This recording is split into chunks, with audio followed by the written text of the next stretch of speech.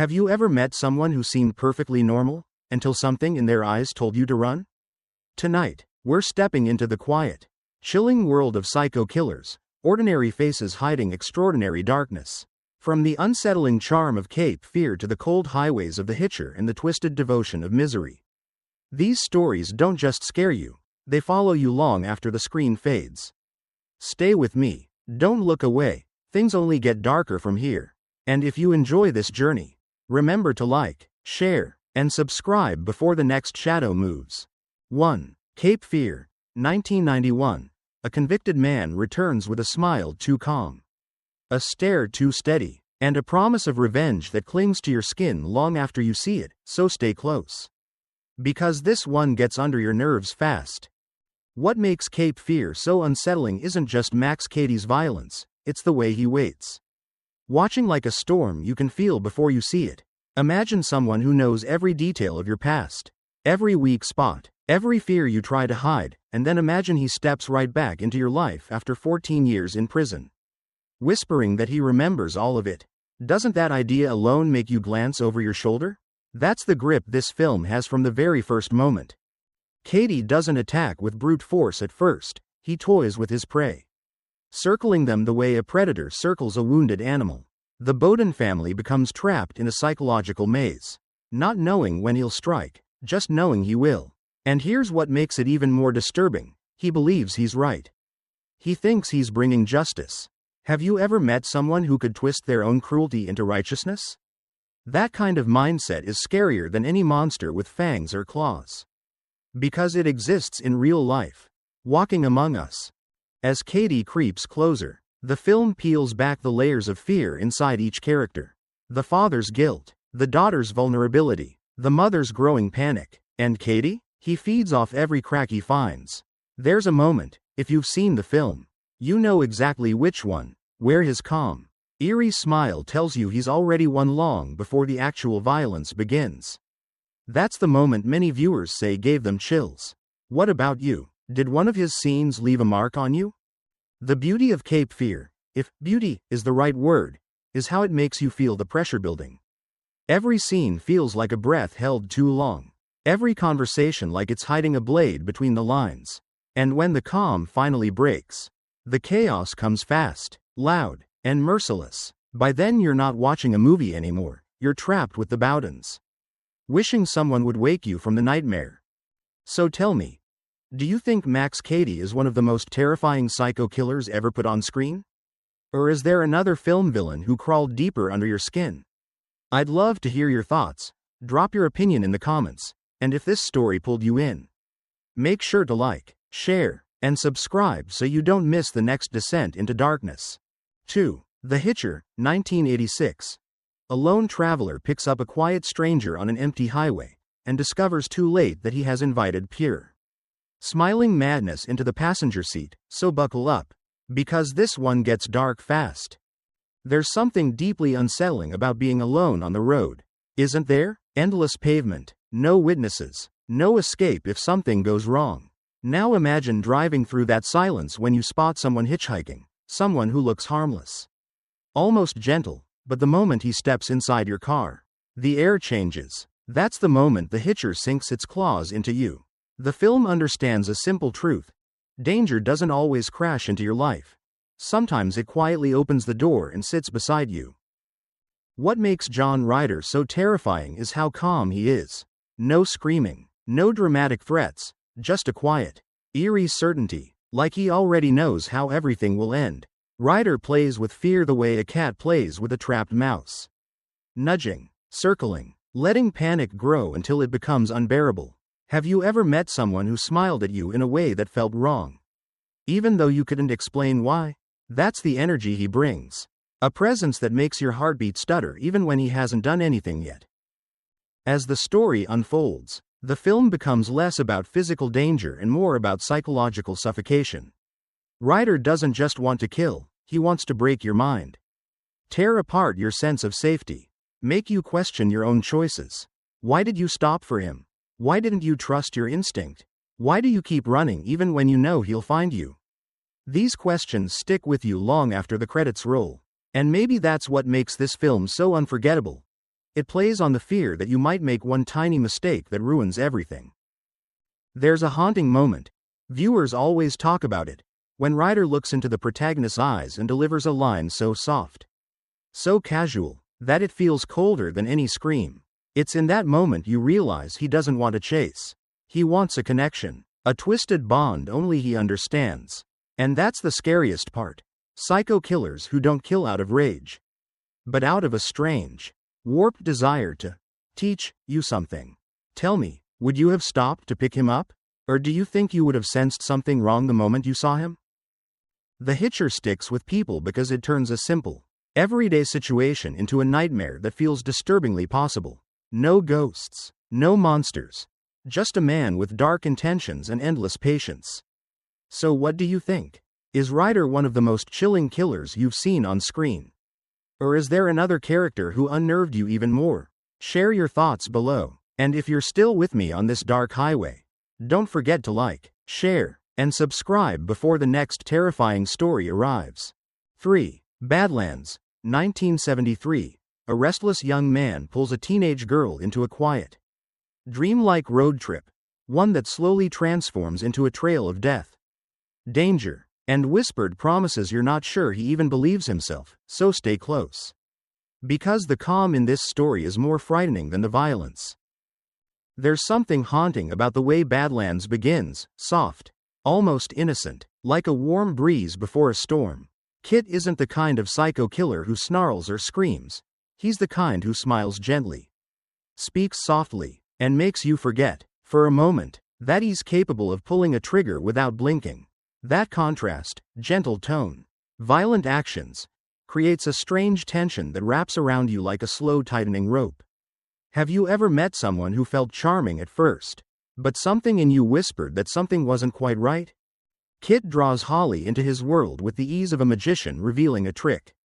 She follows him not because she understands him, but because his detachment, his confidence, his strangely poetic view of the world, almost hypnotic, pulls her deeper. And here's the unsettling part. He never forces her.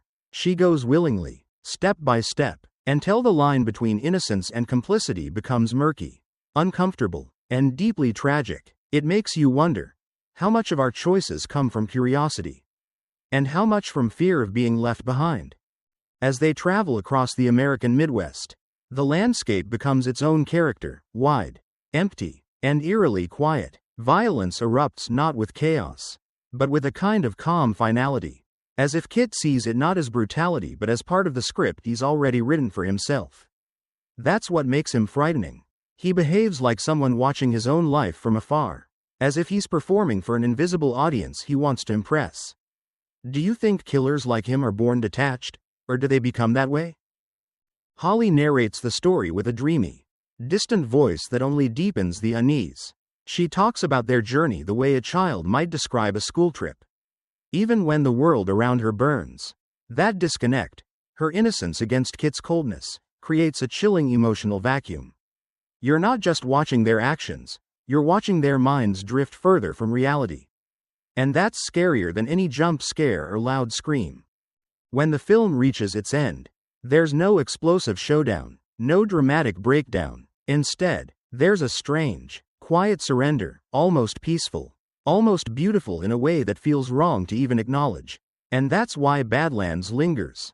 It forces you to sit with moral discomfort, to question how easily charm can disguise danger. So tell me, did Badlands make you sympathize with its characters? Fear them, or something in between? I'm curious how you interpreted their strange journey.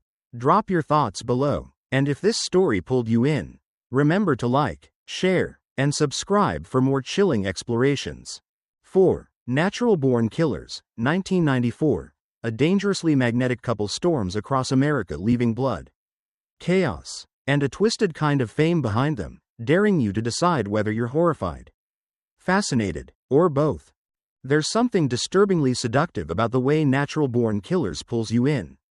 It doesn't start with shadows or whispered threats, it starts with energy. A wild, electric current moving beneath every frame. Mickey and Mallory aren't your typical psycho killers, they're a storm.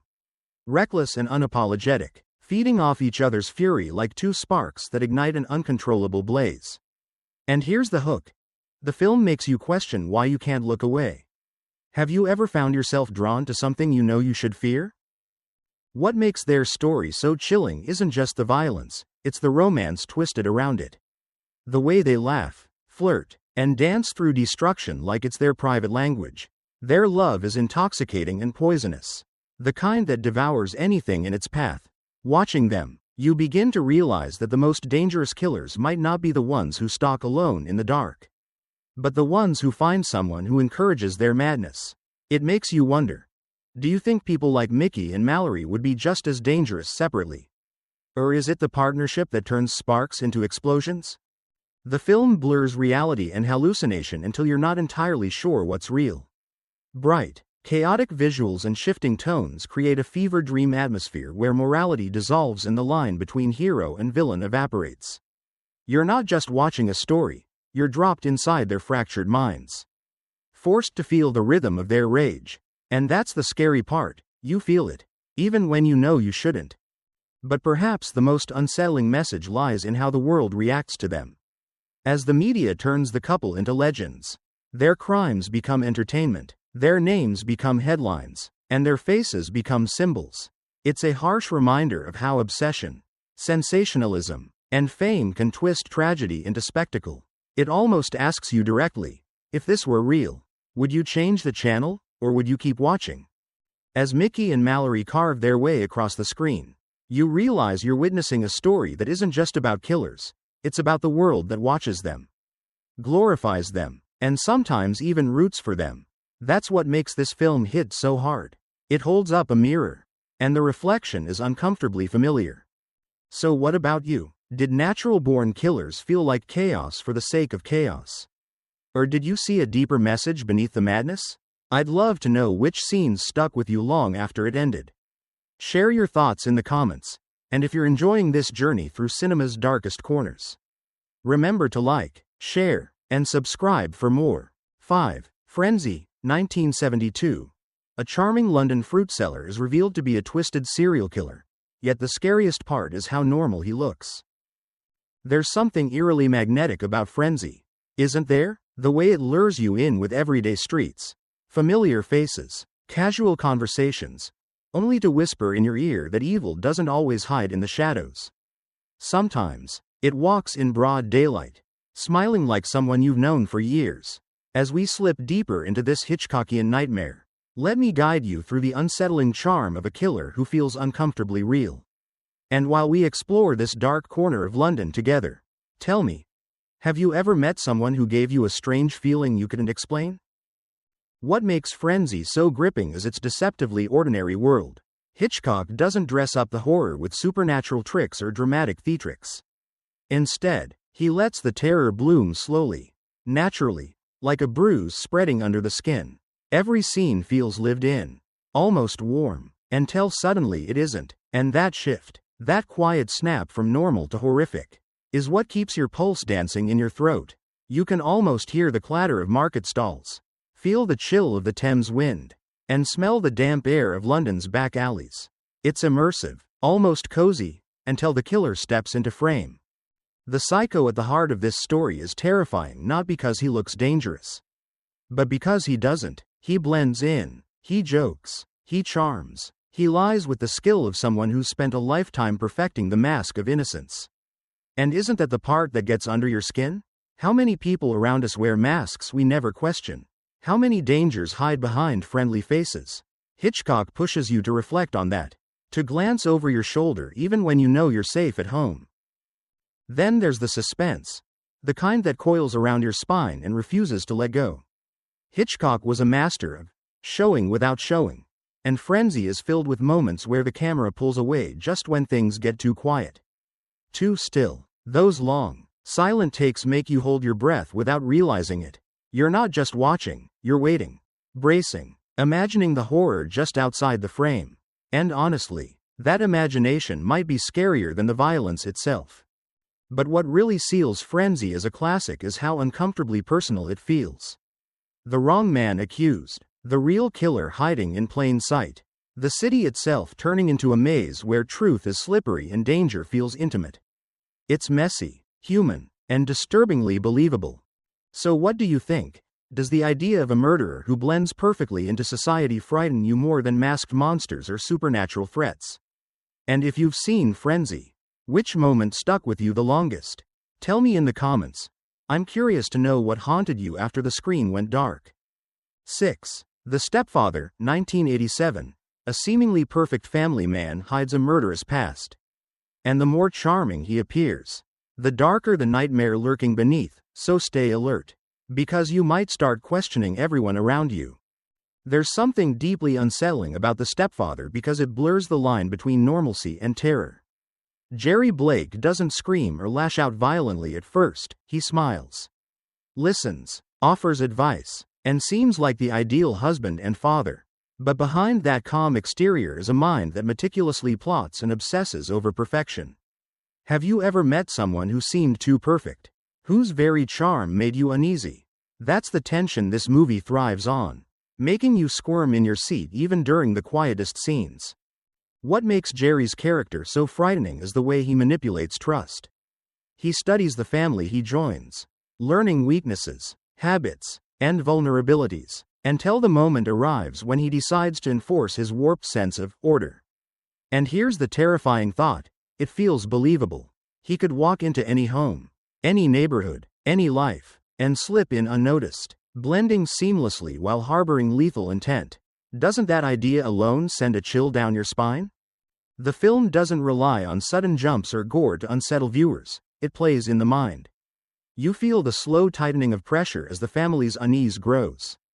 Mirroring your own, you start noticing little things, glances, a tone of voice, a hand too tightly clenched, and your heart races, anticipating when his true nature will emerge. Hitchcock might have said that suspense is the anticipation of dread, and The Stepfather embodies that perfectly. Have you ever caught a tiny detail in real life that made you question someone's intentions? That's the kind of psychological mirror the movie holds up. One of the most gripping sequences is when the family begins piecing together Jerry's past. The realization that someone they trusted could harbor such darkness is horrifying because it feels possible. The tension crescendos as Jerry senses discovery and the narrative tightens like a noose. It's a cat-and-mouse game played in the confines of a suburban home, showing that terror can exist behind white picket fences and familiar smiles. By the end, the film leaves you reflecting on trust, appearances, and the hidden darkness that could lurk in ordinary lives. You're left asking, could you recognize a monster in disguise before it's too late? Would you notice the cracks in their charm? Drop your thoughts in the comments. Do you think Jerry is the ultimate psycho killer of suburban horror? And if you're intrigued, hit like, share, and subscribe so you can stay on this journey through cinema's darkest minds. 7. 1 Hour Photo, 2002. A lonely photo lab technician becomes obsessively attached to a seemingly perfect family. What starts as quiet fascination slowly twists into something chillingly dangerous. And you can't look away. There's a strange unease in 1 Hour Photo that creeps under your skin from the very first frame. Seymour, Cy Parrish isn't the typical psycho killer. He doesn't break into homes with a weapon or stalk his victims in the shadows.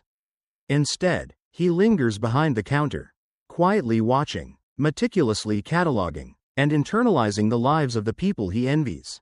Have you ever felt someone was observing you more closely than you realized? That's the discomfort the film plants in your mind. It's subtle, but it grows like ivy, wrapping around your thoughts until it won't let go. Cy's world is small, controlled, and perfectly organized, every photograph, every memory, filed and preserved, but inside, his obsession festers. He believes he's protecting the family from harm, preserving their perfect image, and in that twisted mind, his actions are justified. And here's the haunting part. The way the film makes you empathize with him just enough to understand his loneliness. Before revealing the darkness underneath, have you ever met someone whose obsession seemed harmless at first, only to realize it had dangerous potential? That tension is what makes this story unforgettable. The beauty of 1 Hour Photo lies in its quiet terror.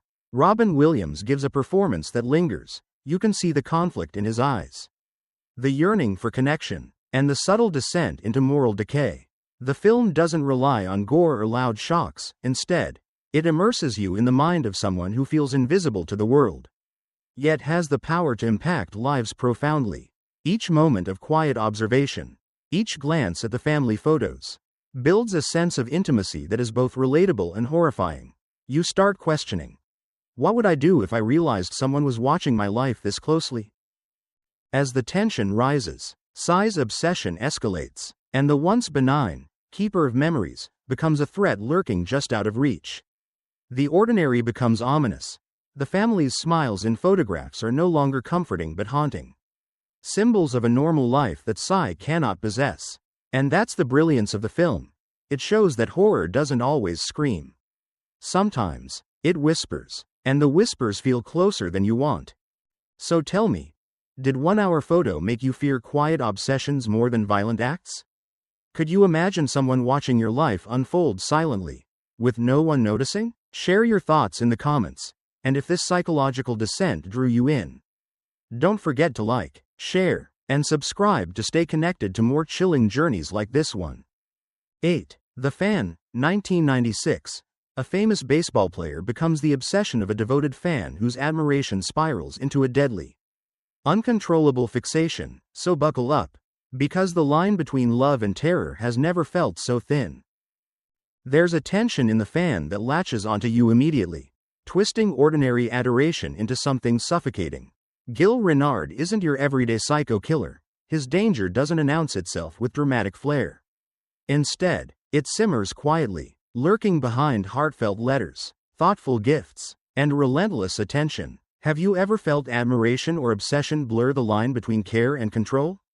That's exactly the uncomfortable space this film traps you in, making you question how easily affection can become a weapon. What makes Gil terrifying isn't just his persistence, but the intensity of his obsession. He believes that by inserting himself into the life of the object of his devotion, he is justified, he is necessary. The way he studies every movement, every schedule, every social nuance, transforms normal life into a tense chess game, with the unsuspecting player completely unaware of the stakes. Doesn't that idea make you glance over your shoulder, even in safe spaces? That's the unsettling brilliance of the film. It places horror in places you trust, reminding us that danger can masquerade as passion. The story escalates as Gil's fixation grows uncontrollable. His letters turn into threats, his presence into surveillance, and his attempts to protect his idol morph into acts of aggression. Every scene pulses with a quiet dread, a phone call that shouldn't have been answered, a glance that doesn't feel right, a moment that feels just a second too long, and Hitchcock-like in its suspenseful pacing. The Fan teaches us that the terror isn't in sudden shocks but in the unbearable anticipation. Have you ever caught yourself worrying about someone's intentions, sensing a wrongness you can't quite articulate? That's exactly the kind of tension this film masters. Yet, amidst the suspense and fear, there's a fascinating exploration of human psychology. The film questions fame, adoration, and the dangerous potential of unchecked obsession. Gil's character forces you to reflect. How easily can admiration become destructive? How many of us are blind to the obsessive tendencies around us? And perhaps most chilling, how many boundaries can obsession cross before it becomes irreversible? By the climax, the danger that once seemed distant now feels immediate, pressing, and deeply personal. Every interaction, every gesture carries the weight of uncertainty, making even mundane moments charged with fear. The film lingers long after it ends, reminding us that horror often comes from people who seem entirely ordinary. So, what do you think? Have you ever encountered admiration that felt too intense? Too invasive? Could you imagine someone becoming that fixated on you? Drop your thoughts in the comments, and if you're captivated by these chilling explorations of obsession, remember to like, share, and subscribe to follow the next descent into darkness. 9. Misery, 1990. A beloved author becomes the prisoner of his #1 fan, whose adoration quickly twists into terrifying control, so stay close. Because the line between devotion and madness has never been sharper. There's a claustrophobic tension in Misery that sneaks under your skin and refuses to let go. Paul Sheldon isn't just trapped in a remote house, he's trapped in the mind of Annie Wilkes, A fan whose obsession is as intense as it is unpredictable. From the first moment you see her, you sense that something is off. But it's almost impossible to look away. Have you ever met someone whose enthusiasm felt overwhelming? Whose admiration carried a sharp edge? That's exactly the uneasy fascination the film cultivates, holding you captive alongside its protagonist. What makes Annie so terrifying isn't her strength or her violence, it's her unpredictability. Her shifting moods, and the eerie charm she uses to disguise her cruelty. One moment she's nurturing, almost gentle, praising Paul's work, the next, she's inflicting punishment for perceived slights, snapping at the smallest imperfection. That duality keeps your heart racing. You can feel the tension coil tighter with every interaction, making ordinary acts like walking across a room or fetching water feel laden with danger. Does that make you wonder how often we misjudge people's intentions in real life? Underestimating the potential for darkness? The brilliance of Misery is how it turns fear into something intimate. You don't escape the terror by running to the street or hiding in a crowd. Paul's world is small, confined, and suffocating. Every glance, every footstep, every sound matters, creating a psychological trap where the audience shares his vulnerability. And yet, within this intense confinement, the story is oddly human. It's a study in obsession, dependence, and the fine line between love and possession. Have you ever felt trapped by someone else's expectations, even without physical restraint? That's the core tension Hitchcock's narrative exploits so masterfully. The physical horror, the infamous hobbling scene, is unforgettable. Yes, but it's the psychological unraveling that truly haunts you. Annie's devotion is absolute, and her capacity for violence is interwoven with a perverse sense of care.